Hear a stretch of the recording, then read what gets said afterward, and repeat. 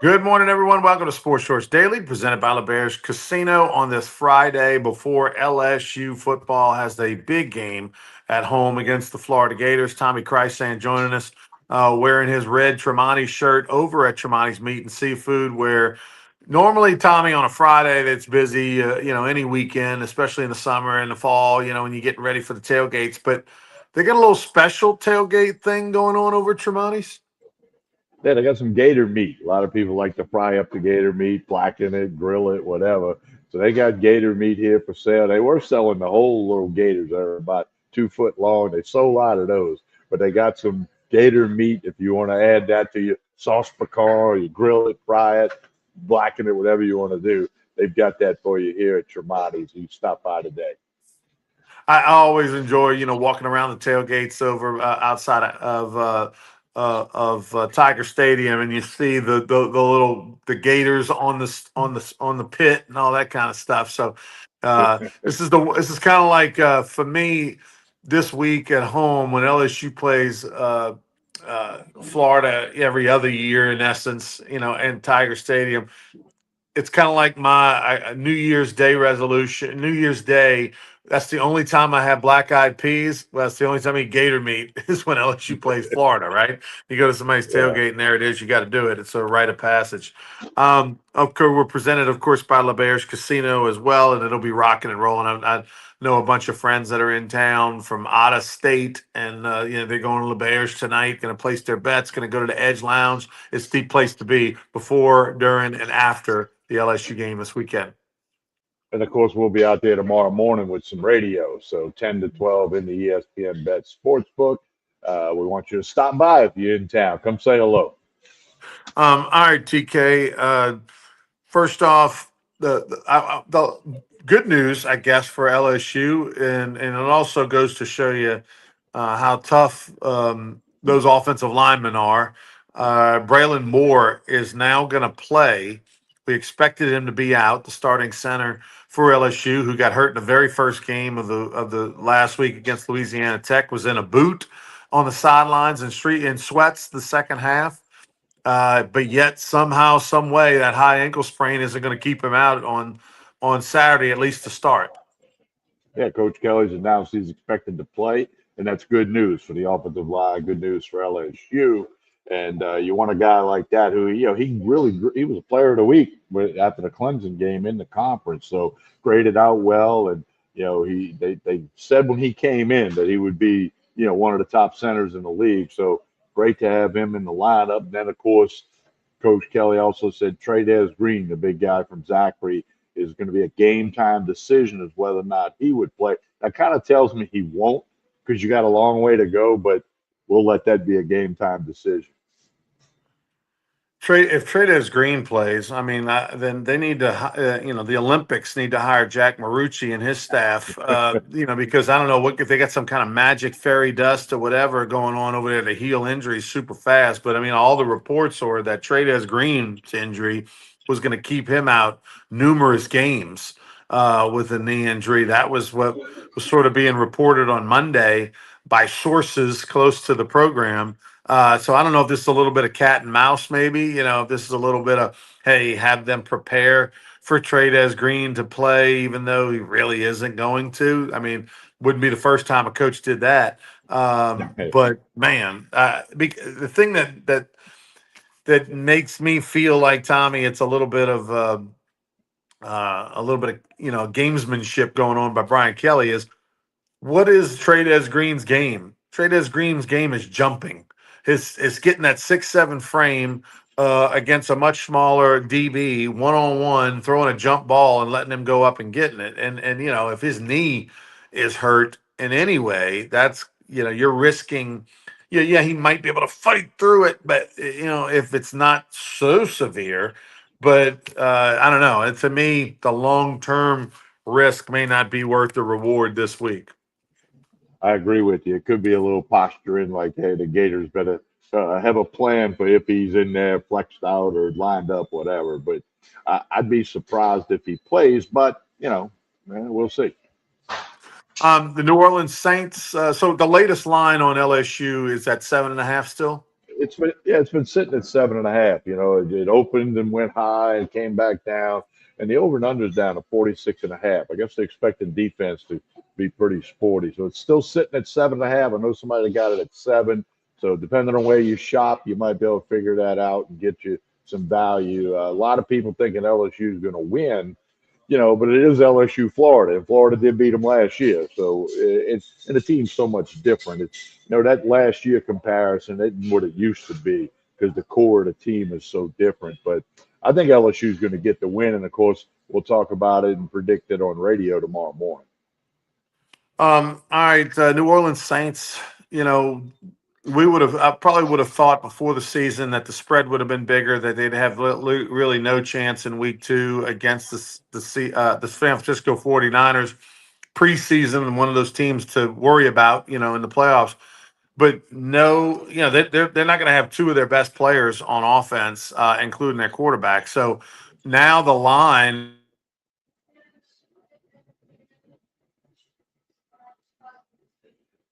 The line has continued to come down. It's to 3.5 now. At one time was up to 5.5, 6. Brock Purdy not going to play, turf toe and a non-throwing shoulder injury, and the over and under is 40.5. That's pretty low for an NFL contest, no matter who's playing. Yeah, I mean, considering the Cardinals were a 6.5 point favorite, the 49ers Yeah. only a 3.5 point favorite. So Saints legitimately with a chance. Curious to see. A lot of people came out of that 20-13 loss last week thinking, it's looked a little better than we thought. Saints actually outgained the Cardinals by a touch. But hey, a loss is a loss is a loss. I don't I don't know what to take of the Cardinals per se. I think Murray at quarterback is meh, you know. But there was at least a little fight. It came down to the end. Saints had a throw in the end zone for a chance to a legitimate throw in the end zone for a chance to force overtime or go for the win, and they didn't get it done. So at least they made everybody's time and money worth it, as far as going to the game or whatever you did. So hopefully it'll be that kind of game, because at this point, to me, it's about entertainment dollars this year, Tommy. I mean, you and I both think they're only going to win a handful of games at best. So it's really about making your Sundays worthwhile, so you don't sit there for 3 hours and go, "Man, why did I even waste my time?" Or why did I go or travel if you want to go on the road or something. So you're just hoping that it's a good game, and like most NFL games, comes down to the end. The what else we got going on today, TK? Well, one baseball note before we get to the Louisiana Sports Hall of Fame. Kevin Gausman, former LSU Tiger, a two-hit complete game shutout against the Astros yesterday. Two teams jockeying for playoff spots. Walked one, struck out 9. It's his 4th career complete game. Those complete games are so rare in any level of baseball now. So tip of the hat to Kevin Gausman with a little two-hit shutout against the Astros. How about LSU?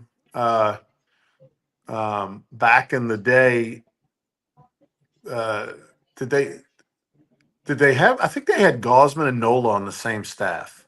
I think I Gosman think was. there was one year when they were both on the I think roster. Gosman was the ace, and Nola was a freshman. I'm gonna look that up because I don't want Yeah, to. no, I think you're But correct. but regardless, you went from one ace being Gosman to another ace being Nola.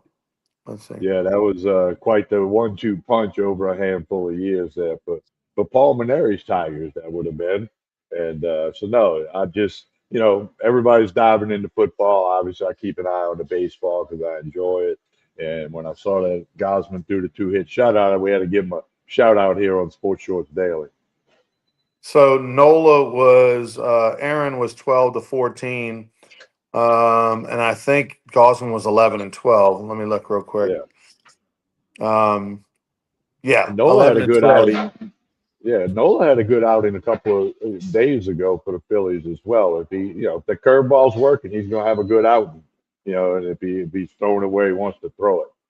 It's going to be interesting to see at the end, when their career is over with, who had the better pro career relative to the numbers. I think it's going to be Nola, but not by as much as we probably thought it would be a few years ago.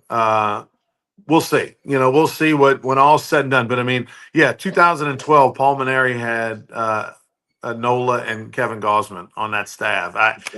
And looking back on it, in the history of LSU to this point, um, two of the greatest pro careers. The only other one, would be Ben McDonald and Russ Springer. Russ Springer pitched 17 years in professional baseball as a reliever.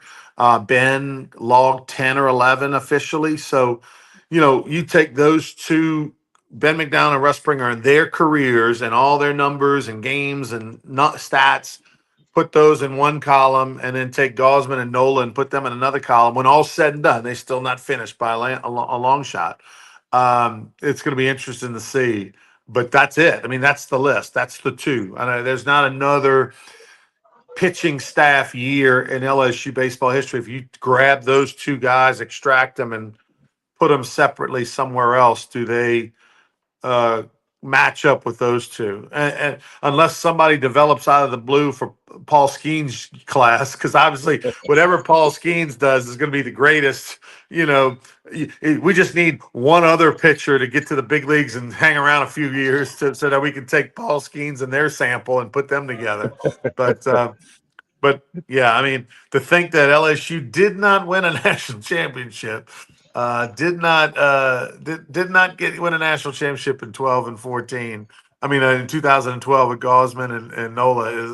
I think Well, was that Stony Brook? 2012 might have been Stony Brook. Hang on, I'm gonna keep looking. well, no, and the thing about that, it goes to what Coach Bertman always says. It's so hard to win that national championship. I mean, it's easier said than done, Yeah, and right. so Yeah, it's that was hard Stony to do. Brook too. That was Stony Brook 2012. So I mean, if you're Stony Brook and you look back, I mean, they're going to have reunions for that 2012 team every 5, 10 years, whatever, forever, and in front of their 37 fans. Um, but if you're Stony Brook, it almost like even becomes even more amazing that you did what you did. And then when you look back 20 years removed, in 2022, when they get together for their party to celebrate the 20-year anniversary of going to the College World Series, and they go, "Can you believe we went down to Baton Rouge and and beat LSU when they had Gosman and Nola on their staff?" You know what I mean? Like it's just going to be like unbelievable. David And, versus and didn't Goliath, didn't they win game 2 and 3? right? Didn't LSU win the I first believe. game? Well, you're Ah, going to make me look it up, Tommy. Hang on, come on now, hang on, come on. hang I on. don't know. I don't know why that jumped in my brain there, but I think that Stony Brook won the games 2 and 3 in order to get past LSU. But Ronnie's going to look that up for us. I That's just hard to get. remember the Stony Brook deal. He defeated LSU. It doesn't say. Hang on. I just remember that was probably the sickest. Yeah, I know they were 2-1 in that regional. And TK, you are correct. Um, don't let it get to your head. LSU won 5-4 and 12 innings. Uh, Gosman got the win in that game. LSU was finished the season. Well, no, Stony Brook rather finished the season. They were 52-13, 52-13, and three of those losses came in NCAA, and two in the World Series, and one in a regional. So, pretty good team they had. Um, all right, TK, what else we got? Well, Louisiana Sports Hall of Fame, Ronnie. You guys, you got the auction going on now. I've been on there. I've bid for a few things. Go to lasportshall.com. I'm gonna get that up on the screen here. lasportshall.com. But here, Ronnie, I'm gonna put a graphic up at a class. It might be a little small for some people if they're looking on their phone, but what an amazing class! You made the comment to me the other day that it always is an amazing class, and I agree totally with the 9 people that are in the 2026 induction class. A lot of LSU flavor and a lot of great representation of the many, many great people in the sports world in Louisiana. Yeah, you can blow it up on your phone. Just use your fingers to make the picture bigger. But John Brady, of course, LSU basketball Final Four coach, and then Sylvia Fowles, arguably a top three college women's basketball player in Louisiana history. Joe Horn, the star receiver for the Saints during the Aaron Brooks era. And of course, most famously for, I think he was a Pro Bowler 4 times, most famous for pulling out that cell phone on the goalpost celebration. Jonathan Lucroy, great catcher for the Raging Cajuns, a high draft pick, and went to the NCAA tournament 2 or 3 years in a row when he was in college, and then the all-time best catcher in Brewers history. Todd McClure, and the All-American at LSU, Ring of Honor with the Falcons. Really the greatest center in their history. Mike McConaughey, former player at Tech and coach at Bossier Parish and long time at Northwestern State, won a couple NCAA tournament games, winningest college basketball coach in the state of Louisiana history. Pat Williams out of Wassman High School in Monroe, had a great career at Texas A&M, and then had a 3-4 time Pro Bowler in the pros, and just a dominant defensive lineman with the Buffalo Bills and the Minnesota Vikings. Dwayne Strother. People say, "Who's Dwayne Strother?" Tommy, there are, I don't know how many thousands of high school girls basketball coaches in the United States of America that there is and has been. He's the second winningest high school girls basketball coach in the United States of America. I That, don't know what more to say. You know what I mean? no, Like, that's end of story. Put him in the Hall yeah. of Fame. Yeah. And then Warren Morris is the Ambassador Award winner. It's a special award that's only been given out 3 times. Tim Brando was the first winner. Wilbert Ellis, the longtime baseball coach and athletic director at the Grambling, was the second winner. And then now Warren Morris. It'll be the 30th anniversary of the Warren Morris home run to beat Miami this coming summer. So it'll be the 30th anniversary when he gets the month of June when he gets inducted into the Hall of Fame. And oh, by the way, Warren was more than just that moment, right? The guy was a great player at LSU. He played on the Olympic team and won a gold medal. I mean, a bronze medal in '96 in Atlanta, and then had a nice 4 or 5 year Major League Baseball career. So was a heck of a player. But that moment, that documentary on ESPN, the type of person he is, he's a true ambassador of the state of Louisiana, LSU baseball, and is a legend. And so Warren Morris getting inducted as well. So, I mean, just a fantastic class.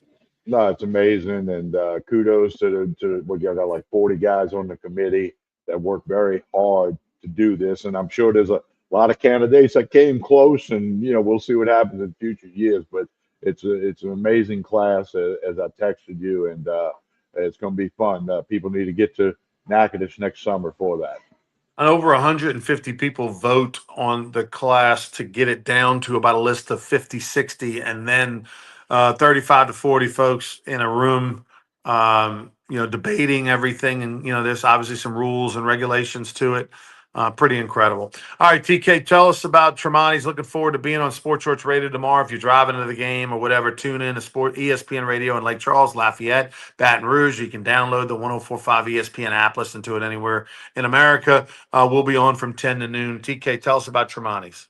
Well, they got everything you need for all of your tailgate, not just the gator meat for the game with Florida, but the meat, the seafood, the wine, the liquor, the ribeye rolls, the shrimp rolls. They got it all at Tremonti's. Stop by today, load up for the weekend, whether you're going out to the campus or you're having people to the house, you're going to somebody's house. Tremonti's got everything you need. Get you a bottle of wine, meat, seafood, they've got it. And they got the gator meat. You can buy some gator meat to get prepared as well. Like Ronnie said, don't forget Sports Shorts Radio tomorrow morning. We look forward to that. Join us from 10 a.m. until 12 noon. We'll be in the sports book at ESPN ESPN Bet Sportsbook at LeBear's Casino and Hotel Baton Rouge. Stop by and say hello, or at the very least, tune in Baton Rouge, Lafayette, and Lake Charles. Have a great Friday.